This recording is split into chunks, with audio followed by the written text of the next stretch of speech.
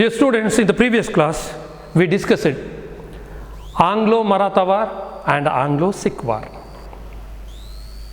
Thus, most of the regions of this country fell into the hands of British. Later, they started their new game. See, due to the arrival of British, there was a lot of impact over administration, judiciary system, police system, land tax system. Dear students, today we are going to see the impact of British rule of India. The impact of British rule of India. How it was impacted in the, in judiciary system. Impact of British rule of India.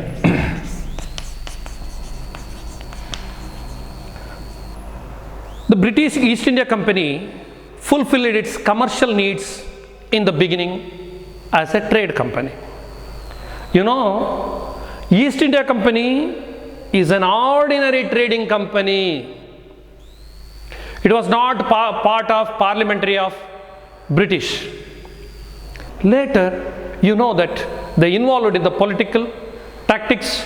At last, they took over the administration of India, and initially they fulfilled its commercial needs in the initial stage. On observing the fractured political landscape of India. What do you mean by fractured? See, once again, they observed the fractured political landscape of India. Means the broken political landscape.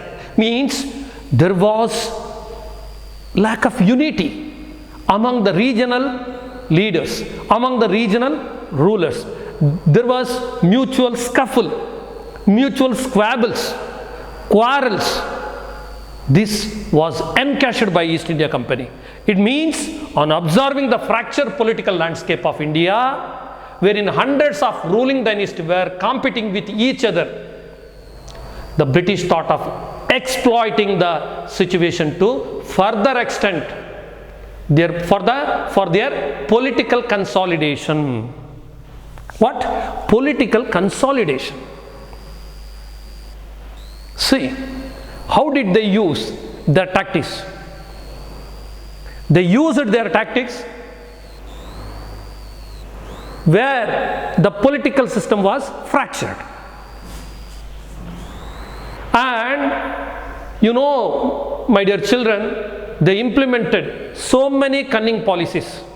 Could you mention any two cunning policies which was introduced by British?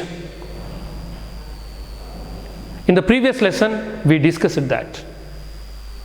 Subsidiary alliance and doctrine of lapse. And who introduced subsidiary alliance? Who introduced subsidiary alliance? And what are the conditions of subsidiary alliance? Who introduced doctrine of lapse?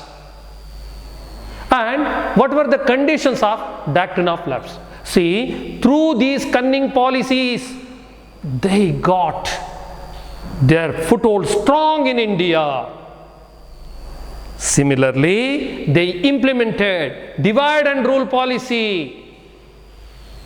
Divide and rule policy among the Indian rulers, and slowly dominated all the rulers and subjugated them.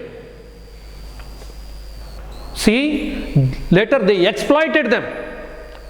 Later they absorbed all the territories. How? By implementing divide and rule policy. See, here we can think the disunity, due to the disunity among the Indian rulers, made them to launch such a divide policy and devil policy. Imagine, divide and rule policy. Divide and rule policy. Then, in order to achieve complete domination, in order to achieve complete control in India, they employed war and negotiation methods cleverly. See, for war, everyone will fear. Negotiation is the tactics. See, simply they used two policies, war and negotiation policy. Children, you have to keep this in your mind. How did the British exploit Indian rulers? See, their main intention to achieve complete domination in India, complete control in India. For that, they introduced it. They employed war and negotiation. War and negotiation. See, war. Those who repulse the order, those who would object the policy of the British, for them, they used the tactics war. Those who are soft corner about the British, they made a negotiation. They used this both cleverly. Because of that, we can say because of that only, they introduced divide and rule policy. After getting India under control of employing various clever means, clever routes. See, clever, the word clever. After getting India under control, after getting complete domination by launching and employing various clever means, the British thought of strengthening their hold over India permanently. See, you know, when Thomas Roe came to India for the purpose of trade, and he made a memorandum of understanding with the Mughal rulers. The East India Company was a trading company. It was not a political entity. How? At last they grabbed it. Through these means. Through these means. Cunning policy, I told, subsidiary alliance, doctrine of lapse, war and negotiation policy, and divide and rule policy. Children, for the unity and integrity of any country, we should live in love. We should live in love. There should be harmony. It is not mentioned in your textbook. But we should love each other. Then only we can unite together. This is all-time truth. This is all-time truth. This is universal truth. But due to lack of unity, how did they employ the clever means? You know that. Then India was devoid of one nation concept and was scattered into various kingdoms. The British integrated the whole India under one administrative and political structure. They brought, it was very easy to collect the tax and everything, to implement their rules and regulations. They brought India under single fold. Single means India under single umbrella, that is political umbrella. Here the British integrated the whole of India under one administrative and political structure, that means in education, judiciary, land taxes, trade and agriculture and other various areas of activities. These were regulated under various laws and administrative system. See, education. Through education, they can control the mind of the people. Imagine. Formerly, Indian education system was there. We were stuck on to Indian education. Later they changed the policy, education policy. Through education, they were able to control India. One thing. Then judiciary. See, there was fractured states. There were hundreds of states. You know that during the independence, there were 562 states. Each state had their own judiciary system. In some region, Nizams were ruling. In some region, Hyder Ali and Tipu Sultan were ruling. In some were, you know, that Raja of Travancore, Marathas, Sikhs. See, they had their own judiciary system. This judiciary system vary from region to region. And suppose in the Hyderabad region, the judiciary system based on the Islamic thoughts. At the same time in Peshwa region, it was based on Hindu thoughts. But British brought single judiciary system throughout the country. Then land taxes. Land tax. East India Company came for the purpose of money, business motive. The final goal, at the utmost goal, is money. Through East India Company, through trade, they earned money. And now they found another route, that is land taxes, trade and agriculture, and other various areas of activities were regulated under various laws and administrative system. Then this brought in a new structure to India.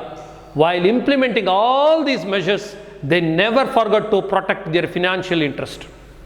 Whatever they had implemented, they never forgot their financial interest.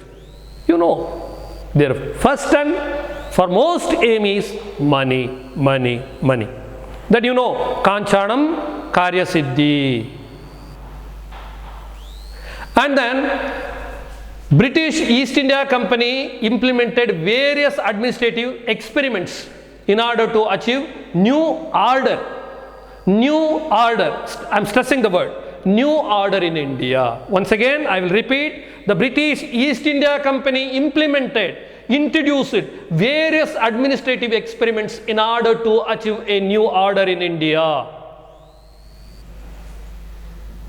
Now, let us see one by one. Now, this is all about the introduction of the impact of British rule of India. Now, children, now we are moving to the next part, administrative and judicial system. Here, let us see they introduced civil service examinations. Civil services. What? Civil services. Who introduced this?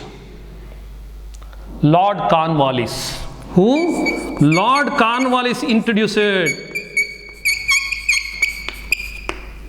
Lord Cornwallis introduced the administrative and civil services at first.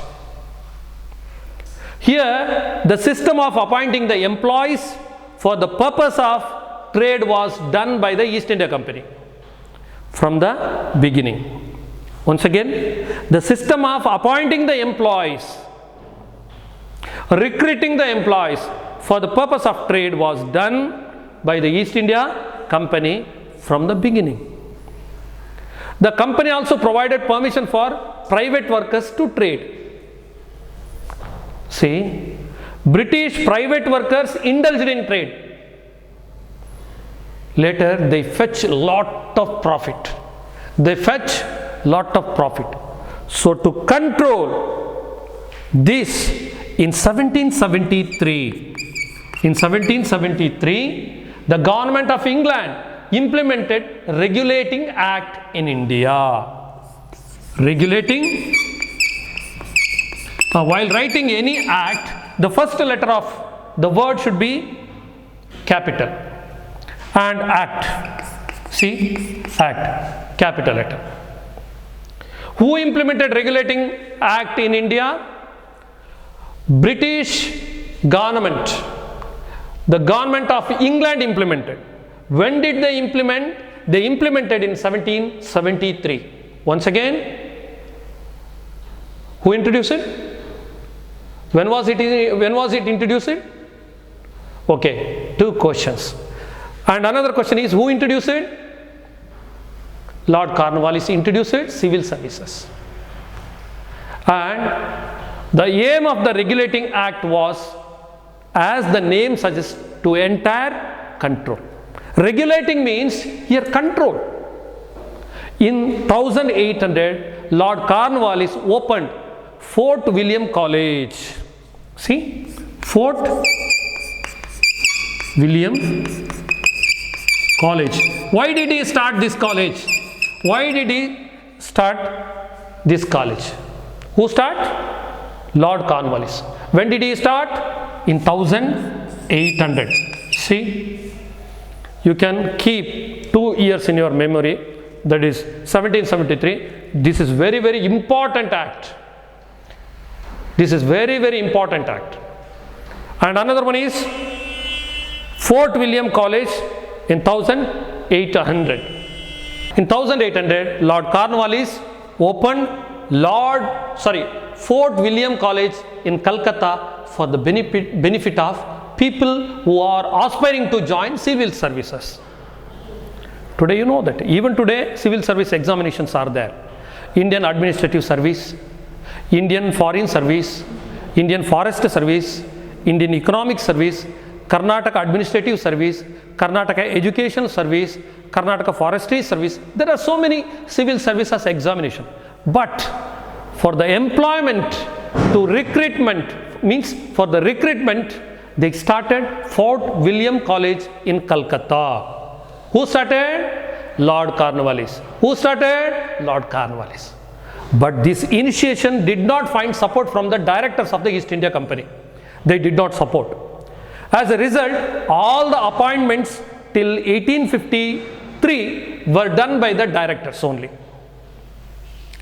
The main purpose of civil service examination to check the employee's caliber, capacity, administrative capacity, working capacity.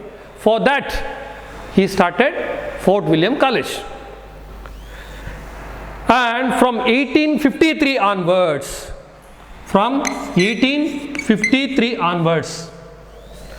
the appointments for civil service were done through competitive examination. This did not benefit Indians much.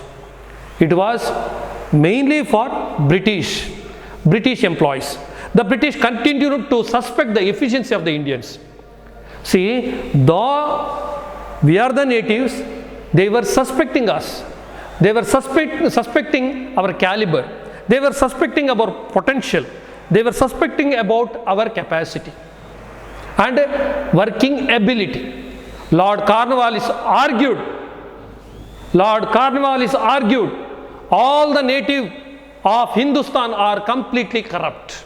See, what a ill statement he made. Who made? Lord Cornwallis. All the native rulers, all the natives of Hindustan are completely corrupt. As a result, only lower grade jobs were given to Indians. My question is, why Indians were given lower grade jobs? Why Indians were given only lower grade jobs? Question. Who made this statement? All the natives of Hindustan are completely corrupt. See, I asked questions. Dear children, between the question, what a lesson, I asked so many questions. Please go through the textbook while you watching the video. When we update the video, upload the video to your WhatsApp, please don't delete. Don't delete. Watch it. Sai Ram.